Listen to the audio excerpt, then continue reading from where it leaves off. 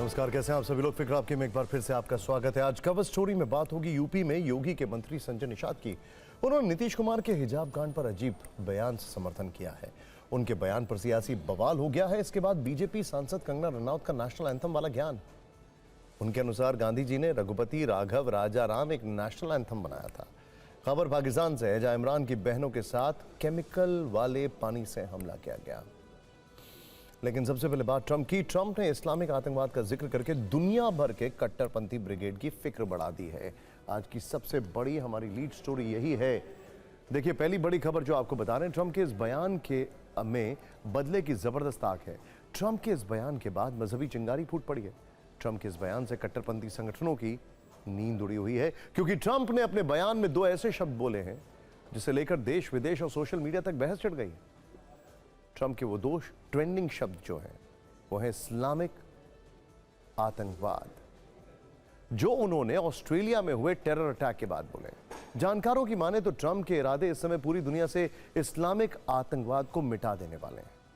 Trump के हाव भाव को डिकोड करना जरूरी है, क्योंकि इससे आपको अंदाजा हो जाएगा कि ट्रंप इस्लामिक आतंकवाद को एक ग्लोबल चैलेंज मान रहे हैं और इससे निपटने के लिए वो पूरी दुनिया को एक मंच पर लाने की कोशिश कर रहे हैं। आप 35 सेकंड के इस वीडियो में ट्रंप को ध्यान से देखिए। अमूमन वो लिखित बयान नहीं पढ़ते हैं।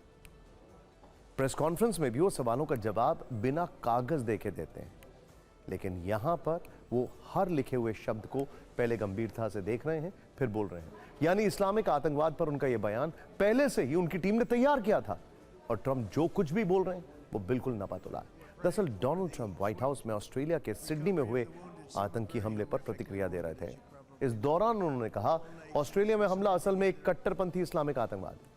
अब वक्त आ चुका है जब सभी देशों को मिलकर इस्लामिक आतंकवाद के खिलाफ एकजुट हो जाना चाहिए और शैतानी शक्तियों के खिलाफ सबको एक साथ खड़े होना होगा।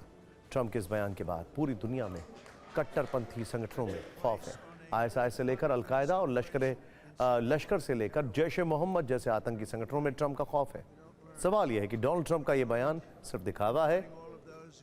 सोचिए, हम आपको ये बताने वाले हैं। लेकिन अभी ट्रंप का ये बयान देखिए। अब सवाल यह है कि आखिर डोनाल्ड ट्रंप ने इस्लामिक आतंकवाद शब्द का ही जिक्र क्यों किया है? आखिर इसके पीछे ट्रंप की कौन सी थ्योरी है? ऐसा लग रहा है कि पिछले कुछ वर्षों में दुनिया भर में जो भी आतंकी हमले हुए हैं, शायद उनसे जुड़े तथ्यों के आधार पर ही ट्रंप ने यह बात कही और ट्रंप खुद भी ये जानते हैं कि कैसे उनका देश ही एक विक्टिम बन चुका है। देखिए, सबसे पहले नाम अमेरिका में 2001 में हुए 9/11 हमलों का है, जिसका मास्टरमाइंड अलकायदा का उसामा बिन लादेन था। इसी तरह मुंबई में 2008 में हुआ आतंकी हमला, जिसका डायरेक्टर आतंकी हाफिज सईद है और आज भी पाकिस्तान की जमीन उसके लिए जन्नत बनी हुई है। वर्ष 2001 में भारतीय संसद पर हुआ आतंकी हमला भी आपको याद होगा। इसकी स्क्रिप्ट जो थी वो आतंकी मसूद अजहर ने लिखी थी। यह भी पाकिस्तान का मेहमान बनकर वहां घूम रहा है। इससे पहले वर्ष 2017 में लंदन ब्रिज अटैक भी हुआ। इसका मास्टरमाइंड भी खुर्रम शहजाद बट था। वर्ष 2015 के पेरिस हमले की कहानी समझेंगे तो पता चलेगा कि आतंक का यह खेल अब्दुल हमीद अबाउद नाम के आतंकी ने किया था। वर्ष 2015 में शार्ली हेब्दो के दफ्तर पर हमला हुआ। इसके मास्टरमाइंड कुआची ब्रदर्स थे, जिनका नाम था सईद कुआची और शरीफ कुआची। और इसके अलावा वर्ष 2002 में अमेरिकी पत्रकार डैनियल पर्ल की हत्या भी हुई। इसका आरोप भी अहमद उमर सईद शेख के नाम के शख्स पर लगा था। हालांकि बाद में पाकिस्तान की अदालत ने उसे रिहा करने का आदेश भी दिया, जिस पर अमेरिका ने आपत्ति जताई। इसके अलावा लंदन में जो सीरियल बॉम्ब ब्लास्ट हुआ था, उसमें भी टेररिस्ट ऑर्गेनाइजेशंस जो थी, उनका कनेक्शन पाकिस्तान से था, उनका कनेक्शन अलकायदा से था। कुछ दिन पहले दिल्ली में लाल किले के पास जो हमला हुआ, फिदाइन हमलावर से लेकर जो आतंकी डॉक्टर्स के नाम आए, उसके बाद भी इस्लामिक आतंकवाद वाली थ्योरी पर बहस हुई थी। और अब ट्रंप ने इस आग में घी डालने का काम किया। ट्रंप के तेवर बता रहे हैं कि जैसे वो इस बार इस्लामिक आतंकवाद के खिलाफ कुछ बड़ा कदम उठाने वाले हैं। लेकिन क्या वाकई ट्रंप कुछ करेंगे?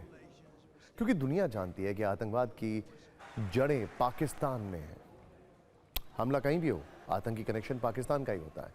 यह समझ ट्रंप को भी है, क्योंकि ट्रंप ने वर्ष 2019 में अमेरिका में हुए हाउडी मोदी कार्यक्रम में इस्लामिक आतंकवाद को लेकर पाकिस्तान पर इशारों में टारगेट किया था। भारत के साथ मिलकर आतंकवाद के खिलाफ लड़ने की बात कही थी, लेकिन अभी वो पाकिस्तान को लेकर काफी सॉफ्ट हैं और ये बात भी किसी से छिपी नहीं है। सोचिए, जो असीम मुनीर पाकिस्तान में आतंकियों के लॉन्च पैड बनाते हैं, उन्हीं को ट्रंप व्हाइट हाउस में बिठाकर लंच कराते हैं। जो पाकिस्तान आतंकवाद का सबसे बड़ा प्रायोजक है, उसी को डोनाल्ड ट्रंप ग्रेट पाकिस्तान बताते हैं। जो मुनीर और शाहबाज भर भर कर आतंकियों को फंडिंग करते हैं, उसी पाकिस्तान को डोनाल्ड ट्रंप IMF से कर्ज दिलवाते हैं। ये वही पाकिस्तान है जहां हाफिज सईद जैसे अमेरिका के वांटेड आतंकी लाडले बनकर घूमते हैं, फिर भी ट्रंप को ये पाकिस्तान प्यारा लगता है। आपको याद होगा, अभी कुछ दिन पहले डोनाल्ड ट्रंप सीरिया भी गए थे, जिसके अंतिम राष्ट्रपति अल-शरा कभी अमेरिका के दुश्मन थे, लेकिन ट्रंप ने अब व्यापार के लिए उन्हें भी फ्रेंड रिक्वेस्ट भेज दी है। मतलब डोनाल्ड ट्रंप इस्लामिक आतंकवाद के खिलाफ बोलते हैं, लेकिन आतंकियों और आतंकवाद पर उनका एक्शन सिर्फ ट्रांजैक्शनल ही दिखाई देता है।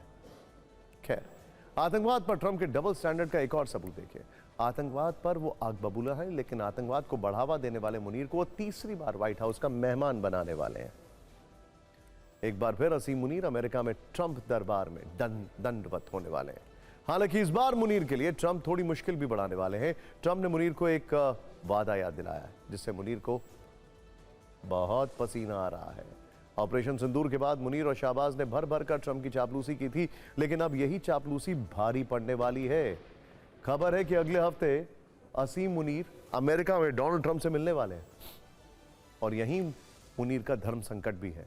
दरअसल डोनाल्ड ट्रंप चाहते हैं कि पाकिस्तान अपनी सेना को गाजा में भेजे, लेकिन गाजा में पाकिस्तानी सेना के जाने का मतलब है अरब देशों की नाराजगी, जो पाकिस्तान को महंगी पड़ सकती है।